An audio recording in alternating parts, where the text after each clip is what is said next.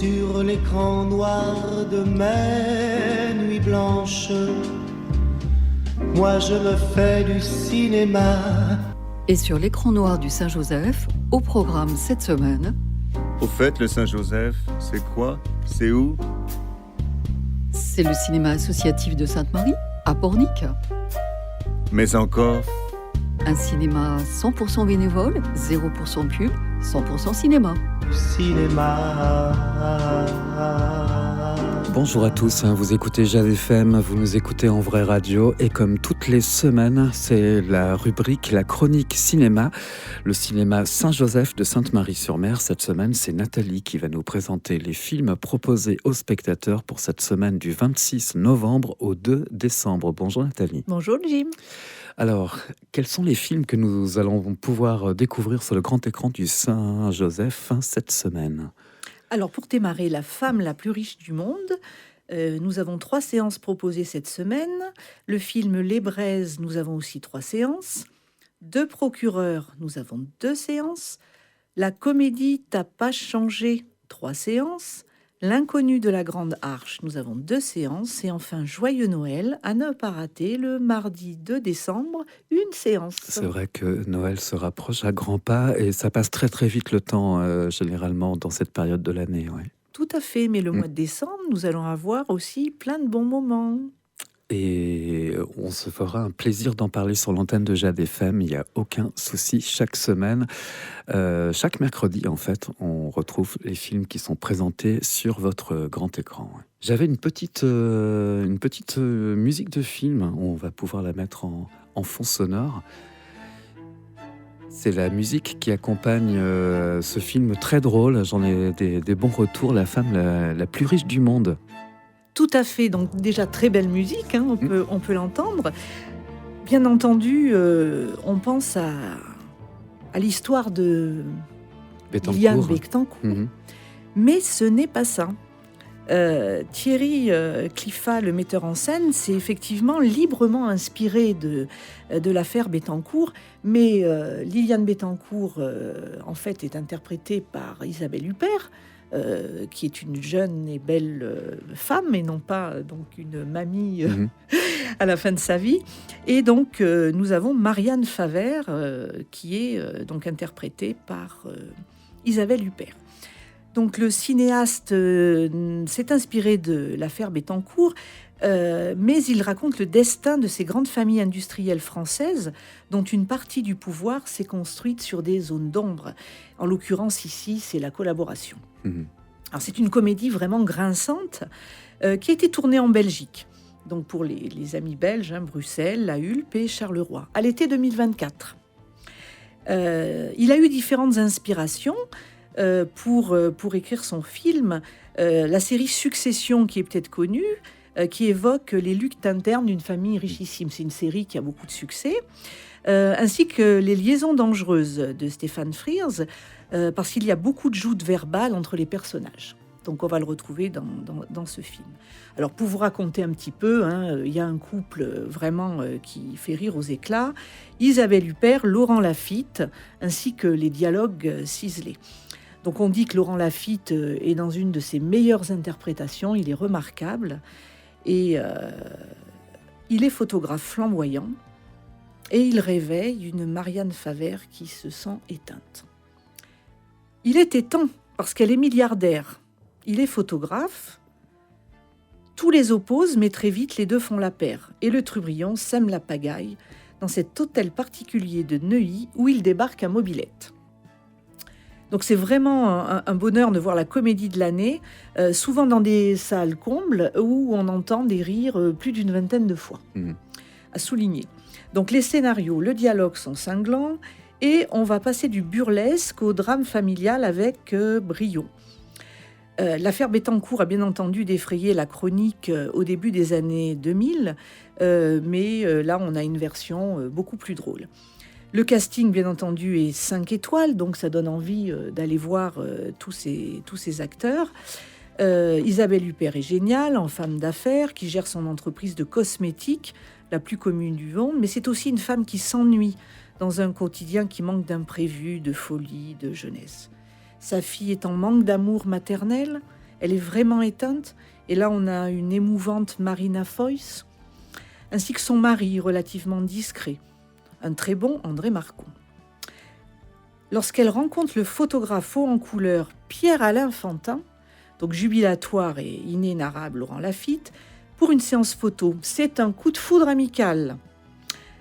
Fantin manie le verbe, la provocation, l'ironie, l'humour caustique, la bravade avec un immense talent. Les limites de la méchanceté et de l'avidité sont souvent franchies, ce qui alerte l'entourage de la femme la plus riche du monde, entre autres son majordome, une très belle interprétation de Raphaël Personnaz. Bon, le grand atout du scénario est qu'il ne prend jamais parti, qu'il n'est jamais moralisateur ni caricatural. On voit les deux camps s'affronter à armes égales et le traitement cinématographique est analogue. L'image à la française est sublimement rutilante, le montage incisif et les cadrages savoureux. Bien entendu, il va y avoir certaines réparties qui vont devenir cultes. Je n'en dévoilerai pas les 4 ou 5 que j'ai retenues. Enfin, si, je vais vous en raconter une. Au moins une, oui. J'ai fait toute ma fortune sur la mousse. Et la deuxième, riche, le mot n'est pas très joli. Fortuné, c'est mieux. Voilà, donc il y a un côté assumé, le poids des mots, le choc des photos. Allez voir cette comédie puisque vous le valez bien. Et pour se mettre un petit peu dans l'ambiance, on va écouter quand même un volume correct. Cette très belle musique, c'est vrai. Qui est à l'origine de la musique? Bon, j'irai voir ça tout. Alex, je l'ai écrit, Alex Baupin. Alex Baupin, exactement, ouais. On écoute cette bande originale de la femme la plus riche du monde.